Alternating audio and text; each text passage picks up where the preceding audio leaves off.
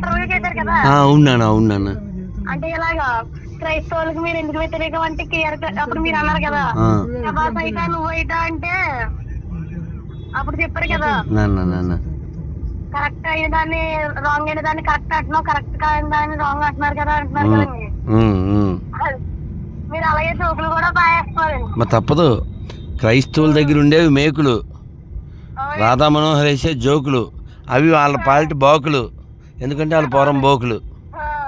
మొన్నకి video చేశారు కదండి, ఏం చేసింది అసలు వద్దు, 3 మేకులు అసలు వద్దు, ఆ పాట చాలా బాగుంది. సూపర్ కదా. అవునండి.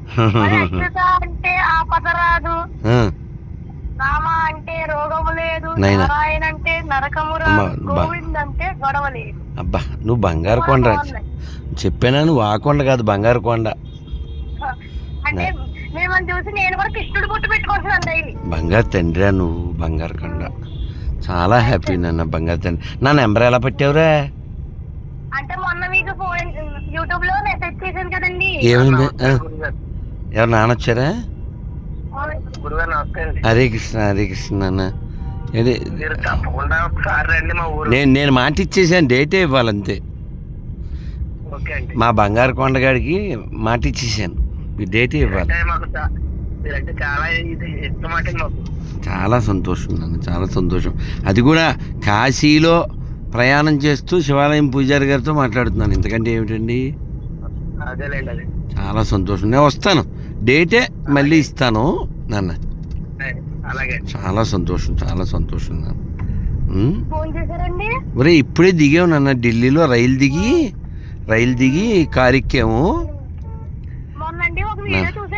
నాన్న.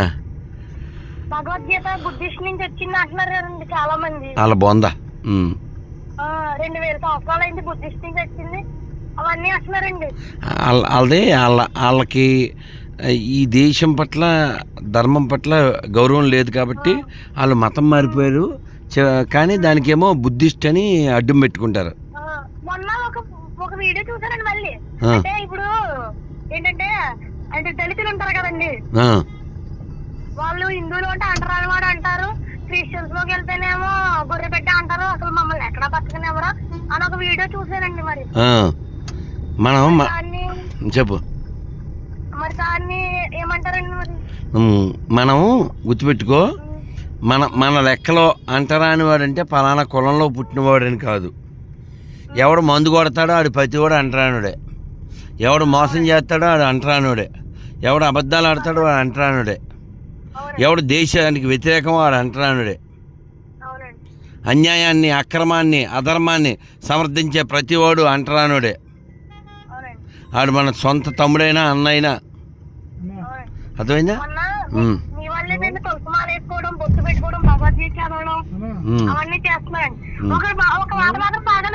ఏంటి? కొండనెత్తిన గోవిందుడు మాకుండగా, కోదండం పట్టిన రాముడు మాకుండగా, ఈ ప్రపంచం కోసం విషం తాగిన పరమశివుడు మాకుండగా, 2 చెక్కల మీద ఎసుకు పడిపోయిన శవం మాగేందుకు దండగా. ఒక కవిలో మాట్లాడారండి, ఒక కవి కూడా అలా వర్ణించడు.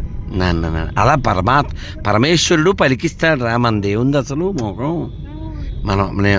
నేను ఎప్పుడైనా ఉపన్యాసానికి వెళ్తే ఇంక ప్రిపేర్ ఉండదు, రిపేరే.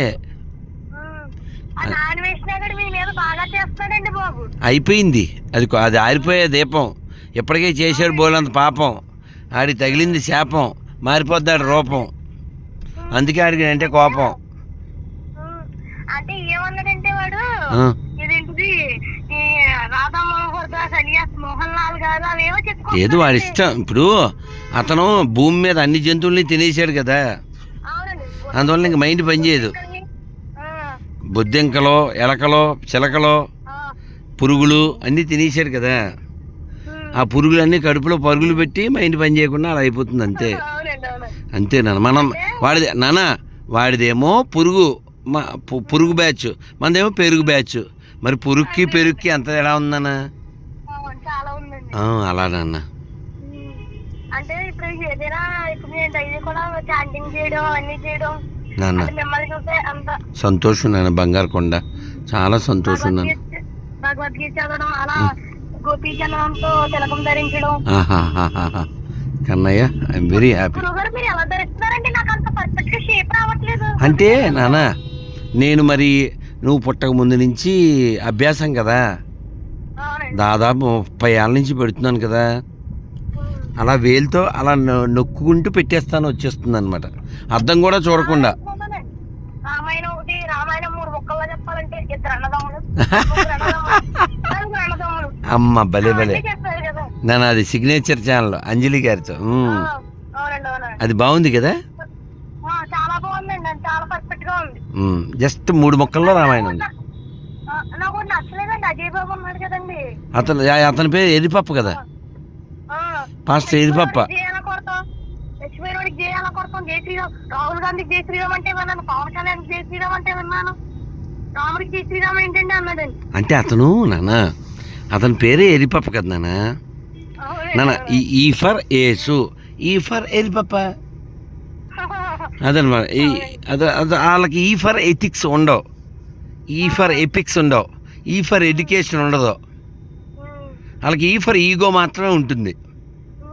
ఇప్పుడు వాళ్ళ ఆవిడ కూడా చీర కడుతుంది, వాళ్ళ అమ్మ చీర కడుతుంది, మరి చీర గురించి భోగి బైబిల్లో లేదు. అదేందా వాళ్ళంతా ఇక్కడ వాళ్ళకి పుట్టారు, కానీ వాళ్ళ అమ్మ మీద డౌట్, వాళ్ళకి మనకే డౌట్ లేదు వాళ్ళ అమ్మ మీద. మొన్న ఒకటి అన్నారండి, భలే ఉంది. ఏంటంటే ఒక క్రిస్టియన్ వచ్చి సంక్రాంతికి ఏమైనా నీకేమైనా చెప్తాడా హ్యాపీ సంక్రాంతి అని, మరి నువ్వు మాత్రం కేక్ కిందకి వెళ్ళిపోతావు గోకులాగా అన్నారు కదండి. అబ్బా అది చాలా బాగుందండి. అది అదేమో కాశ్మీర్ ఫైల్స్ సినిమాకి వెళ్ళి మా ఊరి దగ్గరే వచ్చారండి మీరు, ఎక్కడో అక్కడ పోలవామ ఎక్కడికి వచ్చినట్టున్నారు. కోనసీమ అప్పుడు కలుద్దామంటే నాకేమో ఎగ్జామ్స్ ఉన్నాయండి అప్పుడు. పోన్లే నేను మళ్ళీ వస్తాను నైనా. బంగారు బంగారు బాగా చదువుకున్నాను, నేను వస్తాను నాన్న. నాన్న జై కాలభైరవ భగవాన్కి, కాశీ విశ్వనాథ్ భగవాన్కి, కాశీ అన్నపూర్ణమాయకి, కాశీ విశాలాక్షి మాయకి. నాన్న జై శ్రీరామ్. హరే కృష్ణ బంగారు, హరే కృష్ణ నాన్న, హరే కృష్ణ నాన్న, హరే కృష్ణ.